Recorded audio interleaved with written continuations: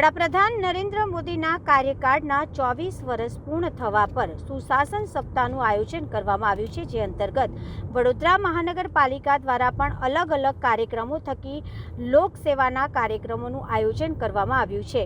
લોકો સુધી સરકારની યોજનાઓ પહોંચે અને લોકોને ધંધા રોજગારમાં સહાય દ્વારા યોગ્ય પ્લેટફોર્મ મળી રહે તે માટેના કાર્યક્રમનું આગામી દિવસોમાં આયોજન કરવામાં આવ્યું છે। તો સાથે સાથે વધુમાં વધુ લોકો વડોદરા મહાનગરપાલિકા સાથે જોડાય તે માટેના પણ આયોજન કરવામાં આવ્યા છે। ત્યારે આજરોજ પાલિકા ખાતે એક બેઠકનું આયોજન કરવામાં આવ્યું હતું, જેમાં વિવિધ સંસ્થાઓના અગ્રણી હાજર રહ્યા હતા, જ્યાં તેમને આ કાર્યક્રમમાં જોડાવા આહવાન કરવામાં આવ્યું હતું, જેની માહિતી મીડિયા સમક્ષ સ્થાયી સમિતિના અધ્યક્ષ ડોક્ટર શીતલ મિસ્ત્રીએ આપી હતી। કોર્પોરેશન અવિરત કામ કરતી સંસ્થા છે। ખાસ કરીને માનનીય વડાપ્રધાન શ્રી નરેન્દ્ર મોદીના 24 વર્ષ સેવા સુશાસન ગરીબ કલ્યાણ સંકલ્પથી સિદ્ધિ સુધી વિકાસ અને સુશાસનના મુખ્ય આધાર બિંદુઓના પૂરા થયા છે। ત્યારે 7મી ઓક્ટોબરથી 15મી ઓક્ટોબર સુધી વિકાસ સપ્તાહ તરીકે કોર્પોરેશન, રાજ્ય સરકાર, કેન્દ્ર સરકાર ઉજવી રહ્યું છે। એ દરમિયાન અલગ અલગ કાર્યક્રમો કોર્પોરેશન દ્વારા આયોજિત કરવામાં આવ્યા છે, જેમાં ખાસ કરીને વાત કરીએ તો ગઈકાલે ભીમનાથ રોડ ઉપર સાંજે 6 કલાકે ઇન્ડેક્સ સી સાથે મળી અને વડોદરા કોર્પોરેશન દ્વારા એક ભવ્ય શોપિંગ ફેસ્ટિવલનું આયોજન કરવામાં આવ્યું છે, જેમાં ખાસ કરીને હસ્તકલાના કારીગરો દ્વારા હાથ બનાવટની વસ્તુઓ, સ્વદેશી વસ્તુઓના 100 કરતાં વધુ સ્ટોલ ખોલવામાં આવ્યા છે અને આ કારીગરોને એક પ્લેટફોર્મ પૂરું પાડવા અને એમની રોજગારીમાં વધારો થાય એ માટેનો પ્રામાણિક પ્રયત્ન કોર્પોરેશન દ્વારા કરવામાં આવ્યો છે। આ જગ્યાએ સ્ટ્રીટ વેન્ડર દ્વારા બનતી વાનગીઓ, એ સિવાય કાપડ, રંગકામ, ઓક્સિડાઇઝ જ્વેલરી, સ્ટોનની જ્વેલરી, મોતીની જ્વેલરી, લેધરના વસ્તુઓ, હોમ ડેકોરેશનની આઇટમો, હાથવણાટની વસ્તુઓ, વુલન વસ્તુઓ, અલગ અલગ છાપકામવાળી વસ્તુઓ, તમામ વસ્તુઓ, બિંદી, ઓર્નામેન્ટ, દરેક વસ્તુ જે લોકલ કારીગરો દ્વારા બને છે, જેનાથી એમના રોજગારમાં વધારો થાય અને આ લોકોને પૂરતું પ્લેટફોર્મ મળતું હોતું નથી। ત્યારે આ વખતે માનનીય વડાપ્રધાન શ્રી નરેન્દ્ર મોદીએ 2019 કોવિડ-19 પછી જે આત્મનિર્ભર ભારતનો નારો બુલંદ કર્યો, એના અનુસંધાનમાં અત્યારે અમેરિકાએ જે ટેરિફ વોર ચાલુ કર્યું, ત્યારે જે પ્રમાણે મહાત્મા ગાંધીજીએ આઝાદીની ચળવળ વખતે સ્વદેશી અપનાવવાનું સૂત્ર દ્વારા આઝાદીમાં ખૂબ અમૂલ્ય ફાળો આપ્યો હતો।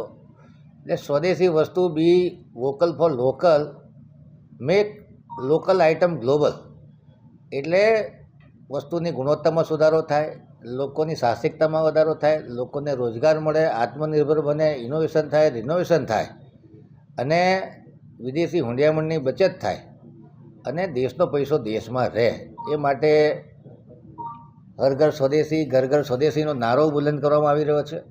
25 સપ્ટેમ્બરથી 25 ડિસેમ્બર સુધી આ માટેના અલગ અલગ કાર્યક્રમ થવા જનાર છે।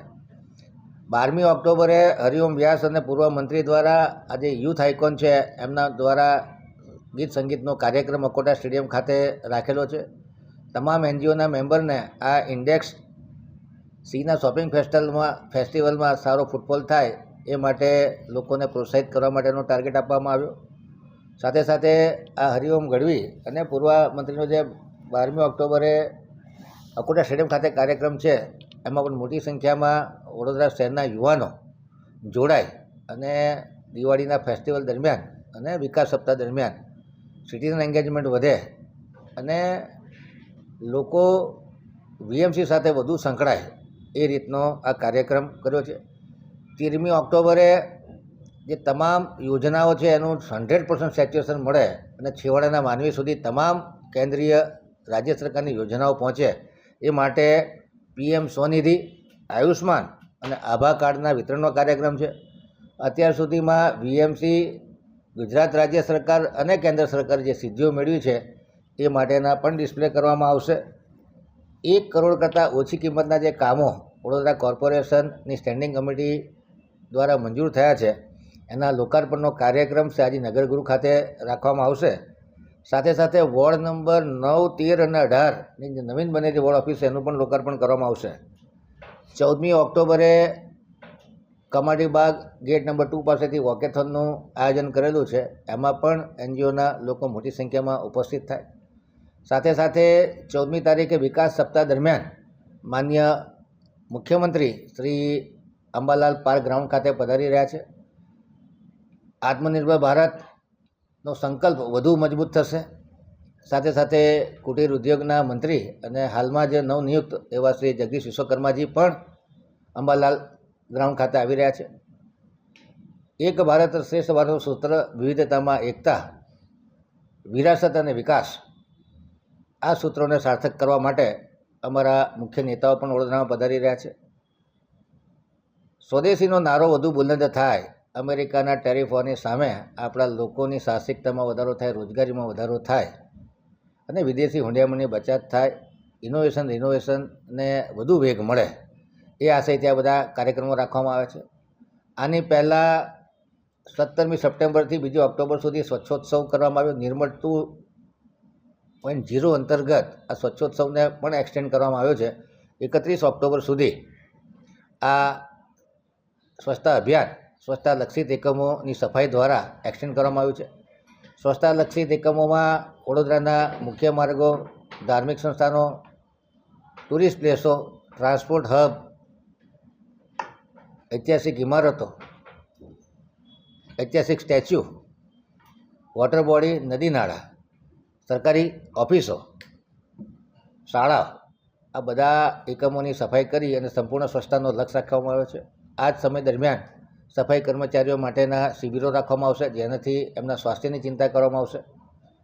સાથે સાથે PM સ્વનિધિ એટલે શેરી ફેરિયાઓ માટે જે બીજી આવૃત્તિ ચાલુ કરી છે, જેની રકમ 10,000માંથી પહેલી લોન 10,000ના બદલે 15,000 અને બીજી લોન 20,000ના બદલે 25,000 અને ત્રીજી લોન 50,000 આપવામાં આવશે. અને આનો પણ ટાર્ગેટ વડોદરા કોર્પોરેશને 50,000થી લાખ લોકોને લોન આપવાનો ટાર્ગેટ લીધો છે. ત્યારે સાચા અર્થમાં આત્મનિર્ભર ભારતમાં આજે શેરી ફેરિયાઓ પોતે સ્વરોજગાર એટલે કે સેલ્ફ એમ્પ્લોયમેન્ટ મેળવે છે અને સાથે બીજા લોકોને સેલ્ફ એમ્પ્લોયમેન્ટ આપે છે. અને જે લોકો એમને ત્યાં નોકરી કરે છે એમના પણ એક સાહસિકતા ઉદ્ભવે છે અને એ લોકો પોતે પણ આ ધંધો ચાલુ કરી શકે. એટલે જ્યારે ભારત દુનિયાનો સૌથી યંગ કન્ટ્રી છે, ત્યારે આત્મનિર્ભર ભારત થકી આપણા યુવાનોને રોજગાર મળે અને વિકાસ કરવાની ઉત્તમ પ્રકારની તકો મળે, એ પ્રમાણે કેન્દ્ર સરકાર, રાજ્ય સરકાર અને કોર્પોરેશન કામગીરી કરી રહી છે. સાચા અર્થમાં ઇઝ ઓફ લિવિંગ અને ઇઝ ઓફ ડુઈંગ બિઝનેસના કન્સેપ્ટ અને રાષ્ટ્ર પ્રથમની ભાવના સાથે આ કાર્યક્રમો કરવામાં આવી રહ્યા છે. સિવિલ સોસાયટી એટલે સરકારોનું અંગ જ ગણાય અને નિસ્વાર્થ ભાવે આ લોકો જે નાગરિકોમાં અલગ અલગ ફિલ્ડમાં જે જાગૃતિ ફેલાવતા હોય છે, એ માટે હંમેશા એમનો સાથ સહકાર સારો રહ્યો છે. આજે એમના પણ સાથ સહકારની અપીલ કરવા માટે આજે બોલાવવામાં આવ્યા હતા. અને મને આશા છે કે દિવાળીના પર્વ દરમિયાન આ જે સ્વદેશીનો નારો છે એ વધુ બુલંદ થશે. આપણે આપણા ઘરમાં કોઈ ખરીદી કરીએ તો ઇમ્પોર્ટેડ વસ્તુ કરતાં આપણા કારીગરોના હાથ મજબૂત કરીએ, એવી અભ્યર્થના અને એવી અપેક્ષા તમામ નાગરિકો પાસે અમે રાખી રહ્યા છીએ.